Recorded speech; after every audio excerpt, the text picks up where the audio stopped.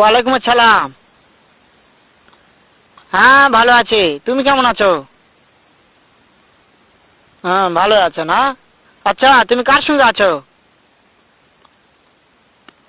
ওই মাদার চোদের সঙ্গে। ওই মাদার চোর তো এতই হারামজাদা, ওই শুয়োরের বাচ্চা, ওই তো লটির বাচ্চা, ওই সাওয়াচুদির বেটা মাগির লিসা, এতই মাগির লিসা।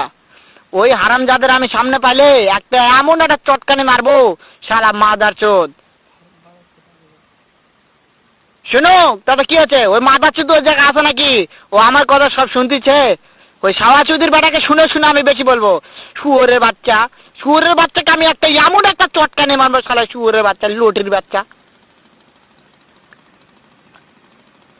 তাই নাকি? ওই শুয়োরের বাচ্চা আমাকে মারতে চায়?